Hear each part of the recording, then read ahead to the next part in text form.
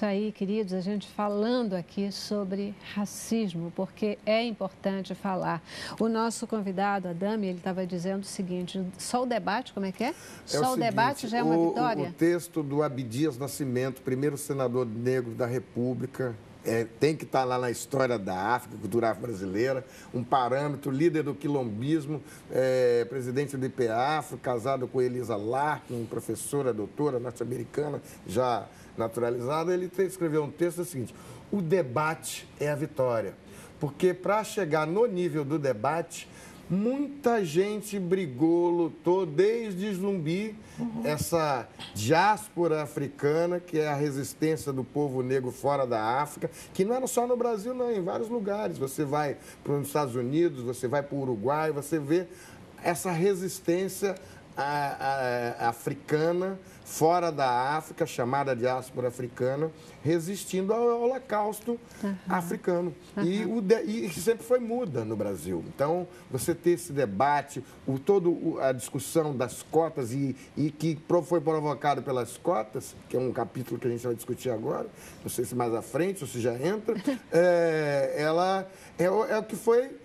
muita gente morreu para ter esse momento de discussão.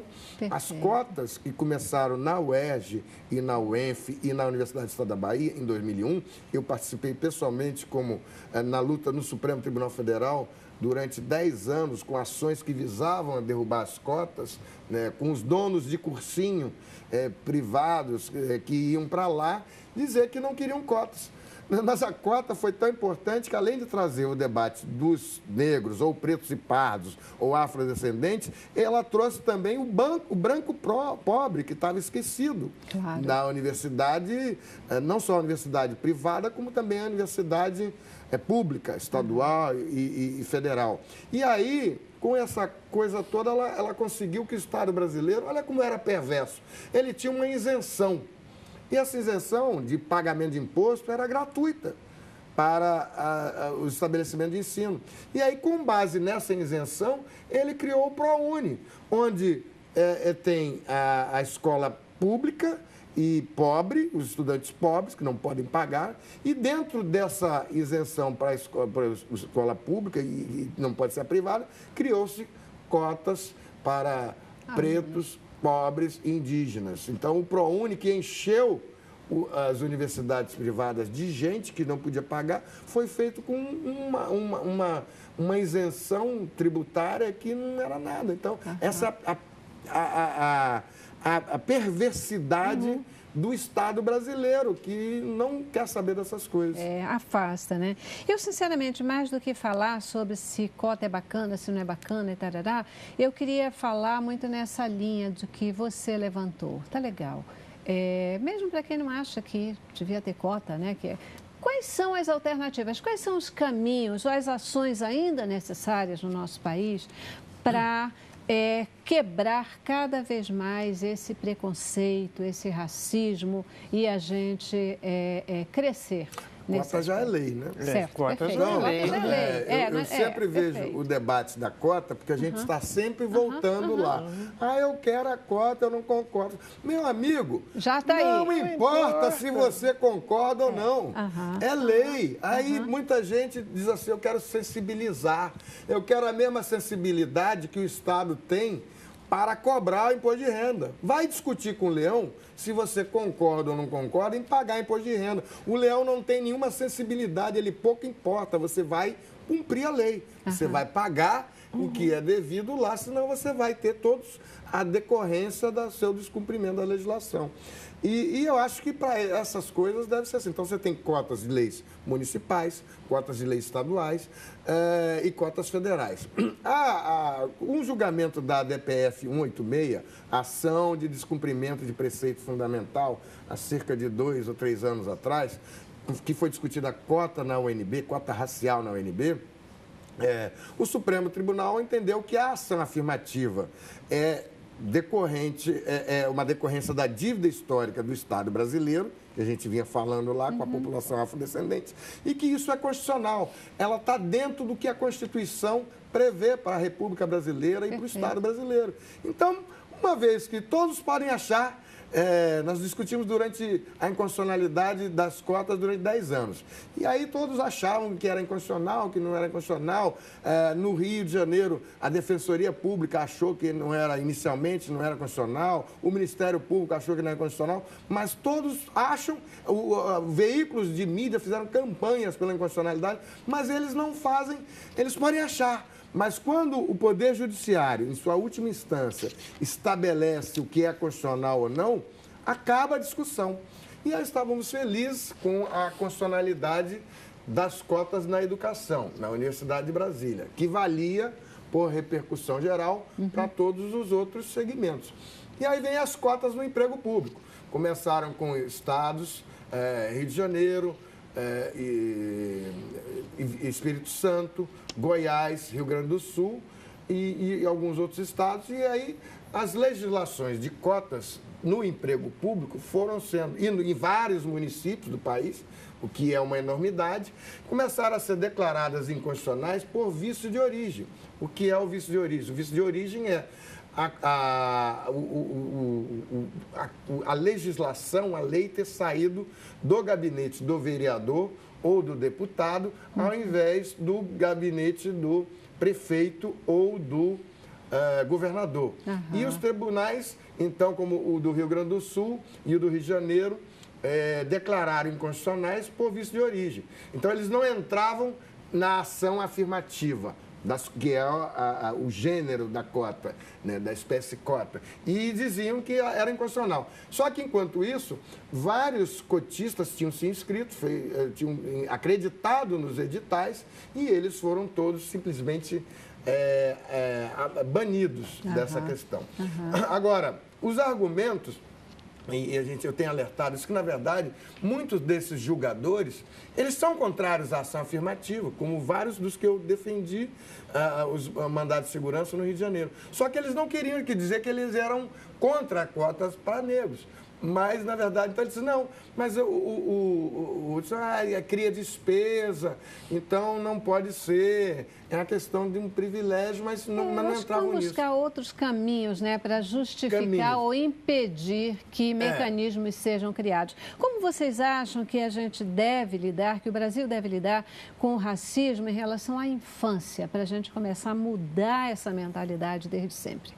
Bom, acredito que um dos principais caminhos é via educação, não é?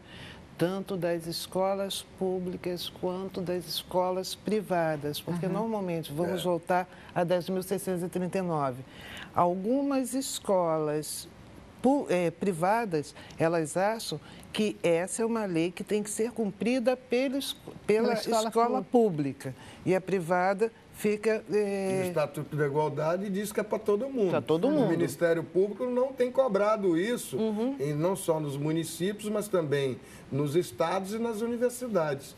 Eu era ouvidor, mandei 1.200 ofícios para as 1.200 universidades do país inteiro. As universidades privadas, as universidades públicas, federais e as confessionais. E recebemos umas 600 respostas, um monte de xingamento. Tem um ditado popular que diz que lei sem sanção não é lei, é recomendação. Né? Por que essa lei não é cumprida? Qual é a diferença, por exemplo, entre... Eu sei que estou misturando as coisas, mas qual é a diferença entre, por exemplo, o racismo, o preconceito, a discriminação? Quais são, de fato, as medidas que são propostas pela lei para quem tem as atitudes racistas, quem comete essa discriminação? Pode falar. Na questão da injúria e do racismo, que são crimes, você tem penas. Mas como nós vimos no caso daquela torcedora do clube de futebol do Grêmio lá no Rio Grande do Sul, a penalidade ela é muito pouco eficaz às vezes. Muita gente reclama que não é suficiente, ou muita gente reclama que o Brasil já tem tanto problema que vai pegar uma mocinha de 23 anos e jogar na cadeia porque ela simplesmente chamou o goleiro de macaco, mas talvez as pessoas que dizem isso deveriam se colocar na pele daqueles que são chamados de macaco e como é que eles podem sentir na sua própria pele, ou as mães negras que veem as suas filhas irem para os colégios e que tem essa mesma espécie de bullying e que não tem a mesma reação da diretora de escola. E que aí as crianças começam a chorar e não querem mais a escola, como foi a música do atual deputado... Qual é o nome do deputado? O Tiririca, que cantou lá que a negra fedia e que fedia que nem um gambá e que nós conseguimos aqui a condenação da empresa que produziu o disco em mais de meio milhão de dólares e que acontecia que as crianças não queriam ir para a sala de aula. Eu posso até dar um exemplo pessoal, não é?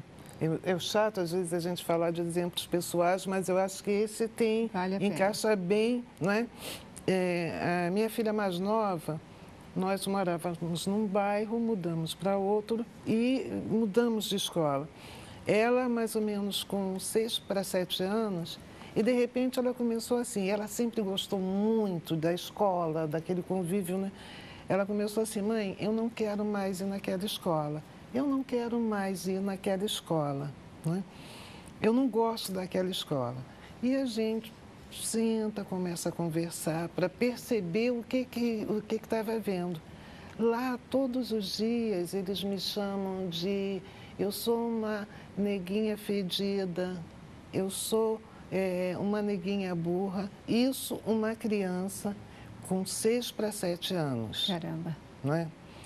Então, resultado, eu pensei, vamos mudar de escola? Não, vamos conversar, vamos mudar a escola. Perfeito. Não é? Vamos mudar a escola.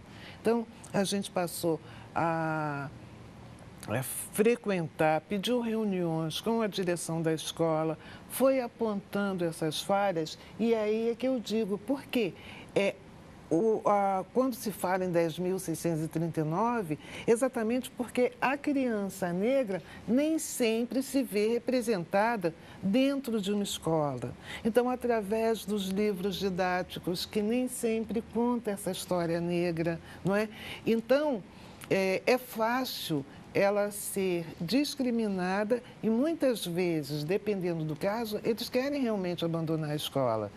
Elas não são representadas no que é passado dentro de uma escola. E o reflexo disso que a gente vai ver é, muitas vezes, essa criança não querendo ser negra, Claro. negando, muitas vezes. Mas quem é né? que gostaria de ser? É lógico, é lógico, Aquela é coisa lógico. da capa do jornal, Mas é isso a cara que do vai... bandido preso lá. É isso que vai empurrando a sociedade numa direção... Mas isso né, é um racismo. Isso O nome disso, como diria Abdias, não tem escapatória. Não é o nome disso é racismo. Tudo é culpa do racismo. É isso porque aí, isso é que é o racismo. É isso aí. Tá. Queridos, o nosso tempo realmente voa, eu já preciso ir para o nosso último intervalo e eu volto para as nossas considerações finais, tá? Qual é a mensagem que a gente... Agora que a gente além de começando. Pois é, essa é a questão do cabeça. Mas assim, a gente está começando, provocando que o nosso público também pense junto com a gente, né? E a gente deixa aí nos comentários finais aquela provocação para...